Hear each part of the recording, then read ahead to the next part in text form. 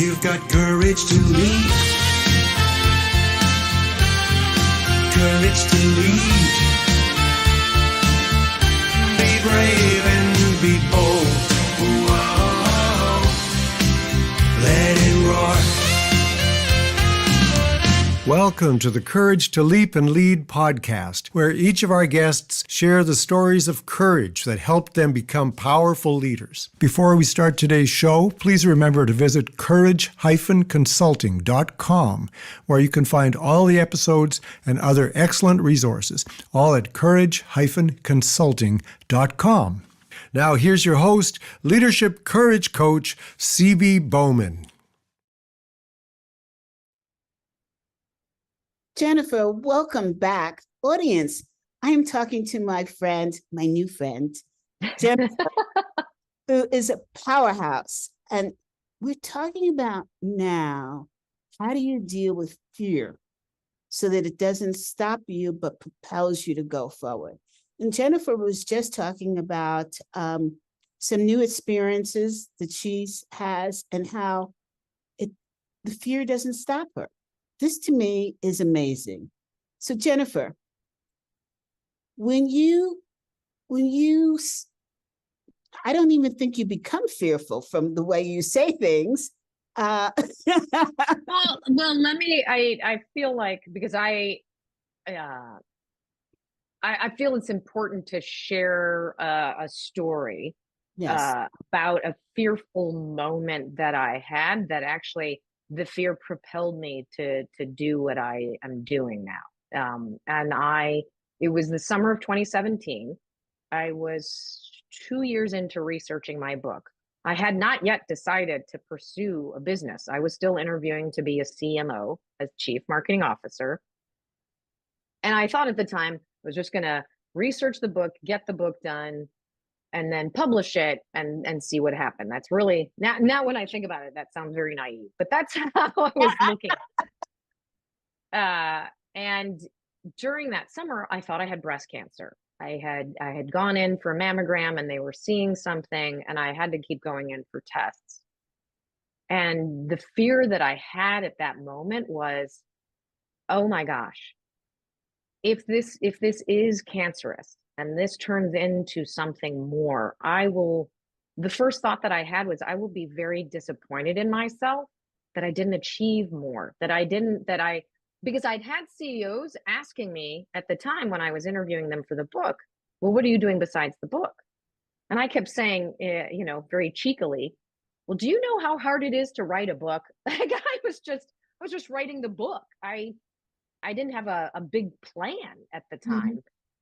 But that summer, I remember I was waiting for results, and I remember thinking, what will my legacy be at this point?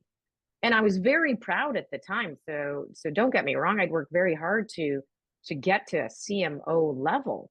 Mm-hmm. But at that moment, I thought, is that what I want to have written about me? Well, she was a great chief marketing officer, which again is a commendable career. But I think I'd had a taste for something different because CEOs kept saying, this book that you're writing can really help leaders going through what can be one of the more traumatic events in a corporation's journey.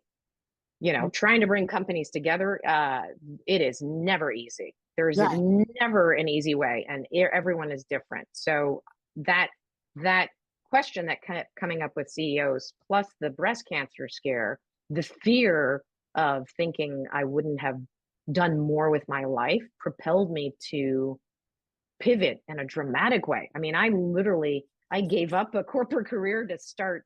I wouldn't even start at zero, like at -10, because again, as I said, I was trudging into the finance world where I didn't necessarily have a facility, but I thought I could bring value, a different perspective and a needed perspective that I thought my finance colleagues would benefit from. And so, that gave me the courage. Have the guts to walk in to this space? I leaned into my skill set, marketing. I I talked about the stuff that people don't talk about. I highlighted Wait. I want to know how you made your first call. And then I want to go back to talking about this fear. How did you pick up the phone, not knowing ABC or XYZ about finance? You knew ABC about marketing and what was missing. How do you, what in the world was your first conversation? So what helped is I went in blind. You know, it's kind of like, well, this will be for the women in the audience, right? You know, if you knew how painful pregnancy and giving birth would, no one would have children, right? So I didn't really research too much. I didn't realize how much I didn't know in terms of, you know, the financial piece of it. I just knew from an executive, right? I'd had P&L, I knew EBITDA, I know how to run a business, I've run budgets. So I had that expertise, but I went to conferences and trade shows and events where deal makers were, and I listened and I learned their language. And I began to introduce my language, my philosophy, and fortunately, through learning how they talked and what motivated them, I could then position what I was doing in their language, right? So I could say, right, you want to avoid high turnover, you want to retain your top talent, you want to maintain productivity, you know, all the terminology that's important to a business and how it runs. So for me, because you're right, cold calling, I would have suffered miserably. I had to get out and go to conferences and trade shows and be in that ecosystem, if you will, and I'd say have the courage to unlearn, you know, unlearn or let go of my view of it and learn how the lens at which they looked at mergers and acquisitions in business, to then say, okay, here's how I need to frame what I think is important to business success so that they will listen. That, what you just said, Jennifer, is worth gold. It's a gold bullion of information. Thank you so much.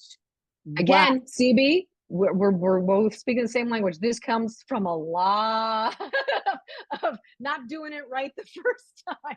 You learn over time. You just got to keep at it. Yeah, but wow. Oh, thank you. Yeah.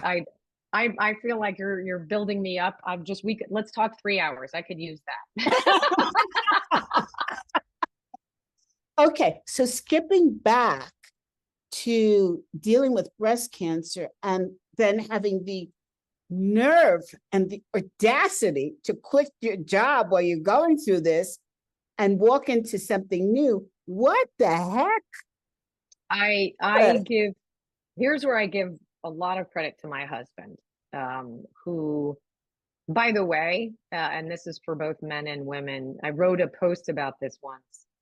Whatever you do in life, pick the right partner, because you know, I even think wedding vows should be rewritten, right? Oh yeah, beyond on the same page. Oh my beyond God.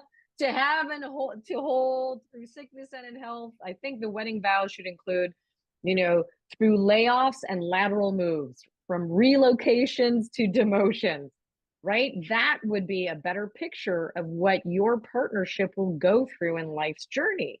And surprises. We were married 2 years. My husband was diagnosed with metastatic prostate cancer. Wow. Yeah. Yeah. So you know, right? There's no, you can never anticipate everything that's going to come your way. So you want to make sure you have a partner who is ready to dance. Yeah. So anyway, but the reason why I highlight my partner Greg is, I said to him, okay, so if I do this, because he was very encouraging. I actually think he was delusional. He was like, you need to do this. You were born to do this. And I was like, Yes. so let's just be clear. Like, we're not just gonna tighten the belt. We got to go down pant sizes if I do this. And he said to me, we'll make it work, right? You will regret if you don't pursue this and see what's possible. And so I thank him and curse him on a daily basis for those initial encouraging words, but he was right. He was right. I was meant to do it. I just didn't know it at the time. Yes, yes. So go ahead. So this is like a Robert Ludlum story here. Yeah. So, once he said that, that's, that was, okay, I got to do this. And so I stopped interviewing for other CMO roles because I'd been straddling both. I was researching for my book and writing it, but I was also interviewing. So the combination of the breast cancer scare, CEOs saying, what are you doing besides the book? And my husband saying, you can and should do this and we'll figure it out. We'll make this work somehow. Is what gave me the courage to take a leap of faith, to really say, okay, give this a try. You'll be disappointed if you don't. And what's fascinating to me, CB, just going back to my kids, is they grew up with a mom who was always flying. Even when I was home, I was tired or stressed. And I don't want to just highlight this because I loved my corporate career. I loved managing teams. I was successful in that arena. So I don't want to bash it, but I also know the version of me, had I continued on that, I would have burned out. I was on the verge of it more than once. Yes. And my daughter said to me once, when I said to her, she was a freshman in college, and I said, I feel badly, there's things I think we could do. We could have done more. We could have gone on more trips, if I wasn't building my own business and all of that. And she said, Mom, she said, I love this version of you.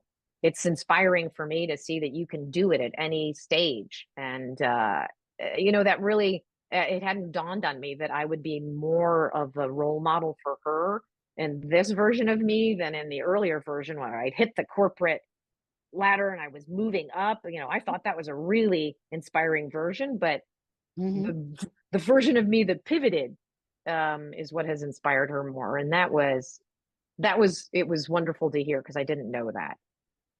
It's amazing how children can see your heart, your soul, and your being. Yes. Very much so.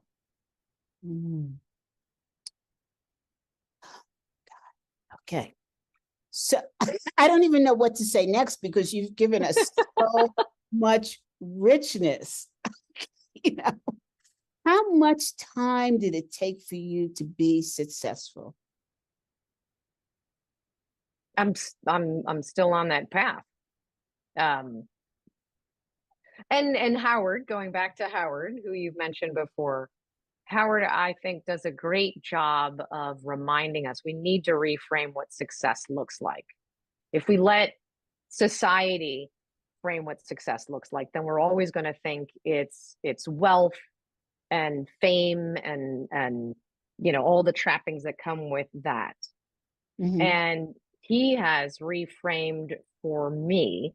So I say that I'm always still working on being successful, but I have had the richness and reward of having people who have read my book, who have hired me as a speaker or a consultant, who have said, it's thanks to you that I can do this better, that I can navigate this stage of my career, that I can be a better leader for my team.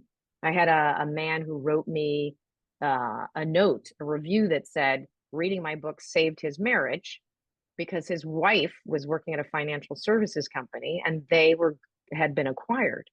And he said she was depressed and angry and he didn't know how to help her or what to say. And he had read my book. I'd met him at an event and we'd gotten to know each other. And he gave it to her, and she wrote me a note to say, your book was invaluable. It helped me see that I wasn't going crazy. The emotions that I was feeling are normal and typical. And your guidance on how to get through this emotional roller coaster was invaluable. Like having that, those stories, you know, goes in, as Howard would say, in your success pile. Now, granted, I'm also being realistic. We want to get paid. So, Yes. you know, that's that. I'm not trying to sound, you know, like Rebecca of Sunnybrook Farm, where, you know, that's all the reward. But it's a reward for me that adds to the success in a way that's different than the success pursuit that I was on in my corporate career, which was more about just, you know, building the company and moving it forward. Now I can take personal pride in knowing I had an impact on people's lives. Two questions. First of all, we haven't shown your book. Do you have a copy of your book to show everybody?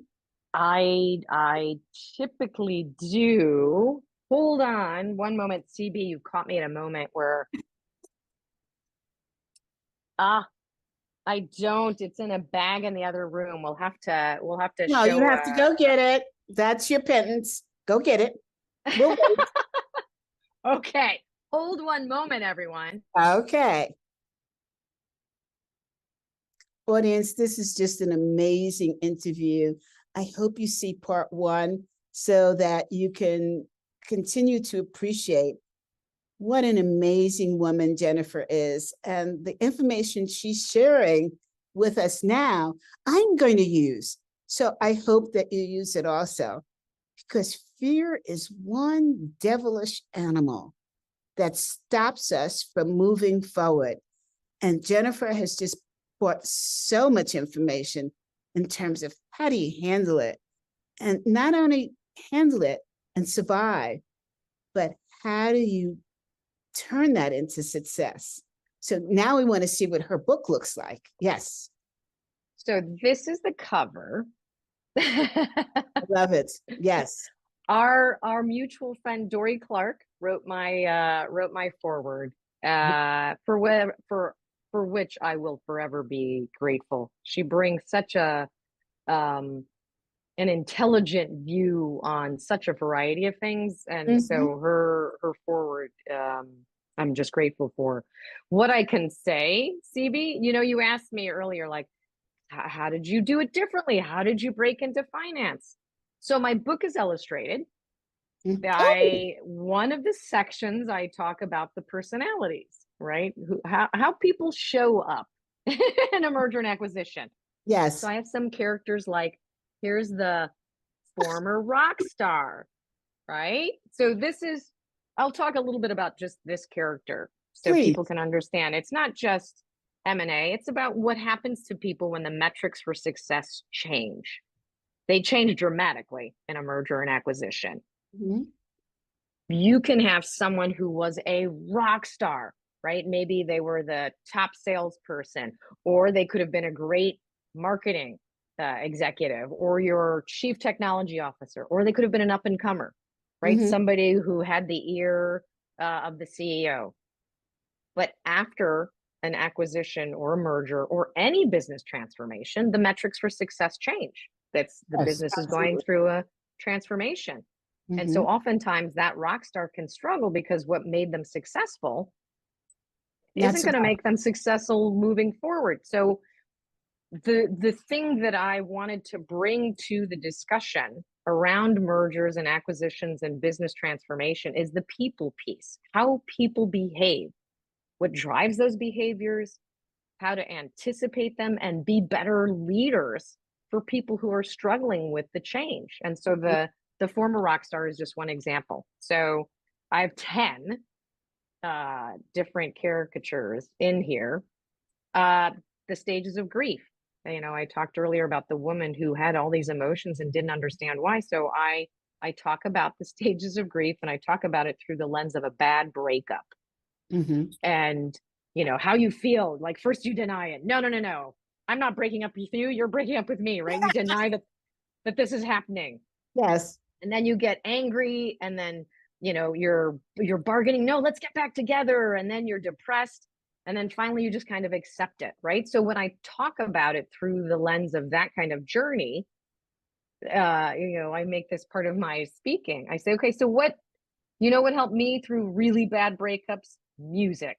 Listening to some Frank Sinatra and Anita Baker and AC/DC and Led Zeppelin, like songs just capture how you feel and they can help you get through that moment. And so there's a Spotify playlist that accompanies the book that people have added to. So when I've had big events, that's one of the exercises we do and I've had like a room of, 300 people. And they get so excited to share the song that they would have on their playlist. So I think we're up to like 300, 500 songs on the playlist now. I love it. And I love how you took Kübler-Ross's theory and actually used it in the business world. Right? Yeah. Because we as individuals tend to think that we are not breakable. You're right. Especially the men. I get really, really perturbed when I hear women talk about men as being less than a man because they cried. Where in this universe was that written? Yeah. It's just, and I always remember when we got married, my husband cried at our wedding. I didn't, he did. And everyone who attended, because we had it by Zoom, because it was during COVID, said, wow, that man loves you. And I said, oh, a different interpretation of tears, right? Yeah. Yeah. Of course he does. What's not to love? I tell agree. that every day. I agree. Right? So, okay. How do we know? This is a challenging question.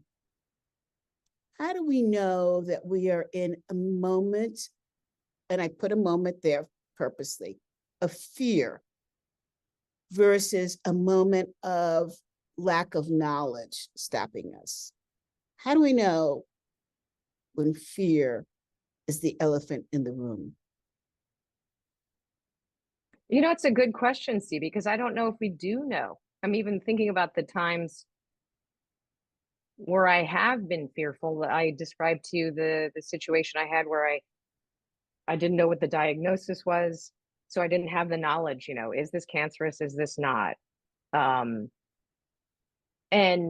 for me too, one of the things that I talk about a lot in, whether it's on stage or just even in one-on-ones, is oftentimes through a merger and acquisition, we're the change and uncertainty, we're fearful because we don't know if we will be as valued in the future, right? So we're afraid to not be as valued.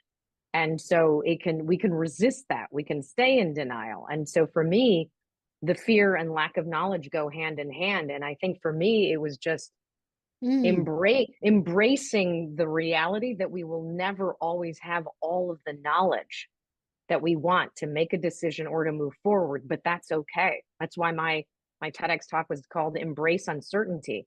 And it took me a while to realize, because I'm a planner. I got all the research, all the data, and then I make a decision. And I have learned over time that sometimes you just got to embrace the fact that you may not have all the information, but it shouldn't keep you from moving forward. So it's a good question. I don't feel like I could distinguish the two. It's by recognizing that lack of knowledge on things, when that prompts me to be fearful, it's about just accepting that I may not have the knowledge I need, but I still got to make a decision. Because doing nothing is a decision in of itself, but it's not always the right one. But okay, so we take fear and we look at knowledge, and then we look at paralysis. So I'm building on this. How do we know that we're fooling ourselves because we have become paralyzed. We say, oh, it's just fear and I'll get over it, or it's just lack of knowledge, I'll get over it. But you keep saying that and you say that and you still do nothing. Is it paralysis? Is it procrastination? What do we do to get ourselves out of it? And how do we recognize it? Well, what I do, so this is just Jennifer's journey, is, and I learned it in my, I'd say by the third acquisition. It took me a while to learn it, so let's be upfront. To focus on what I can control. Focus on. Oh, come on, Jennifer. I hear people saying that all the time. But here's the extra. Everything. No. I'm going to add the extra layer, because for me, same with you. I get irritated. Focus on what you can control. What do you mean by that? Yeah. So I identified the three things I felt I could control, because particularly in a merger and acquisition, there is just noise. There's a lot of stuff happening, right? So for anyone who hasn't been in an M&A, I'll just say change in leadership, business transformation, anything that's happening in your company where you don't know where things are going to net out. You can get caught up in the swirl of that. I say you can't get caught up in the swirl. You need to focus on what you can control. So what I've done for myself, and I have people doing an exercise to say right now, write all the things that are just ticking you off, that are frustrating you, that maybe have you paralyzed because you're overwhelmed. You don't know what to do. Make that list right now. And then I say, okay, let's go back, circle on that list the things that you can directly control, and then put a little star by the things that maybe you can't directly control, but you can influence them. And then anything else that's on that list that you can't control or you can't influence, cross it out, and cross it out hard. Like, I want to see scratch marks on it, because those are the things that you have identified that are driving you crazy, that you're caught in the swirl, yet you can't control or influence. You got to focus on what you can. And then now you've got a list of things that are circled and starred. Now that I say, now you got to prioritize. Where do you put your energy? Because the other issue, that going back to your comment about fear, the other thing that fear does is it saps you of energy. And so for me, prioritizing where you put your energy, right, to get out of that paralysis. If you're in a work situation, I'll say you need to meet with your boss and your coworkers. Have them help you prioritize what are the key things you need to be focused on. And I said, and as you do that, right, you got to be the bouncer of your own dance hall, which means, as you prioritize, if people are adding, oh, but you missed this and you missed that, they say, okay, if we're adding more things onto this list, then what's going off? Again, it's got to be stuff that I can control or influence, but the priority is things that I can control that are important to the company or important to my boss or important to the team.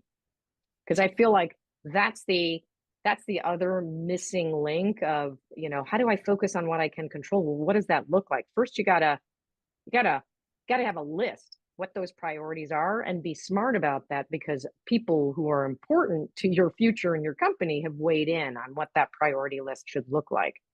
So that's from a very high level CB, the focusing on what you can control. But the other part that I definitely control is getting crystal clear on my talent or talents, right?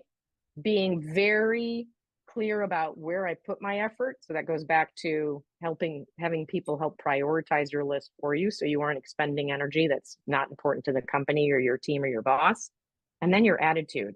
And that you can speak to probably even better than I can, right? How do you keep that positive attitude in moments where you can get? So those are the three things for me that are critical, right? Focusing on your talent, effort, and your attitude. Your TEA, as I call it. Because I agree with you. I've been irritated in the past when people are like, well, focus on what you can control. Well, so what does that look like? Yeah. Give me a roadmap. Yeah. Do you think that we think we can control more than what we can actually control? Absolutely.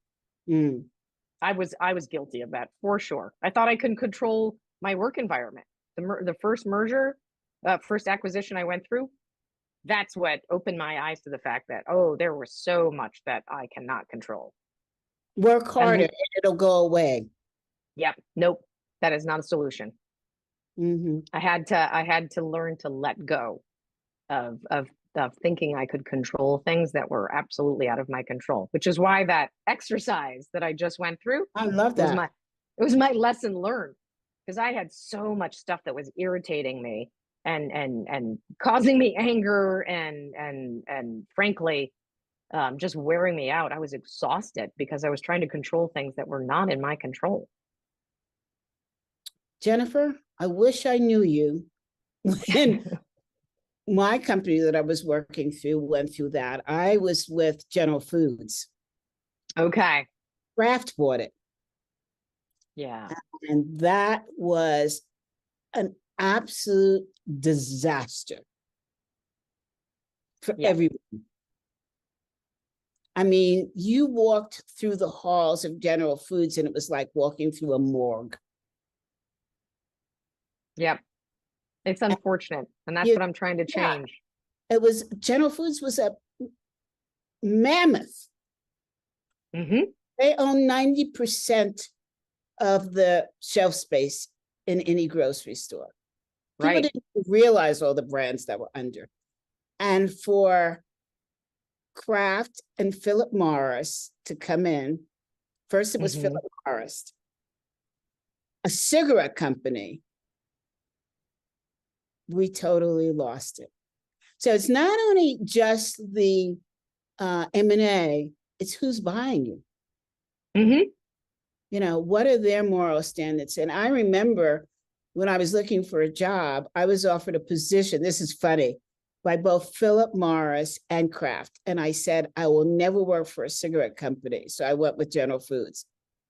Who would have thought multiple years later, it would be one and the same? Yeah. Yeah. Yeah. You can't anticipate those things. Again, not in your control. Yeah, exactly. Exactly. Jennifer, I hate to end this interview. It's been so much fun and so much knowledge sharing. Please show your book again. Okay. Can you see that? Yes. That's a great picture of you with your book, by the way. Thank you. Thank you. What is your sequel going to be? You know, people keep asking me that. I feel like the politician who answers that kind of question of, you know, when are you going to run for president, by saying, I just want to be a good governor right now. So right now I am focused on this book. It came out in 2019. My book launch tour was going to happen in 2020, and we all know what happened then. Yes. So I feel like I'm just on a perpetual book launch tour.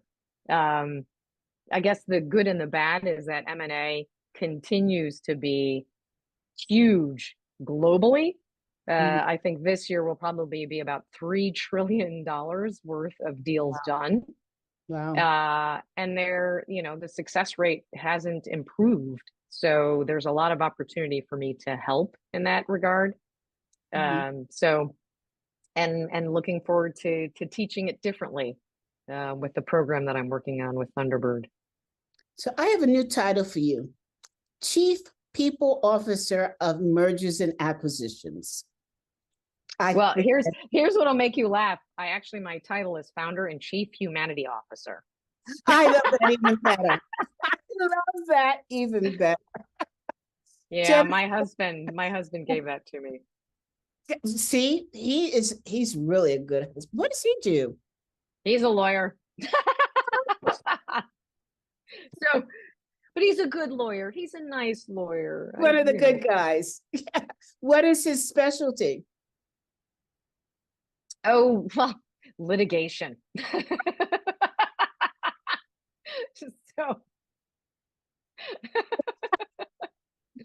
want you to recognize that normally when women interview other women, the first thing they want to know is about the husband. We're ready to end, and I thought, oh my God, let's ask her about her husband. Who's been this man who's been helping you? Yeah. Well, audience, the only thing I could say is get in touch with Jennifer. If you are dealing with M&As in any way, as the person with the organization who's doing the purchasing, or you're being purchased and you're feeling left out in the cold, as a C-suite person or any other person in the organization, Jennifer is your person. Thank you. Thank Jennifer. you, CB. It's been a blast. Thank you. Audience, I'll see you next Tuesday. Bye now.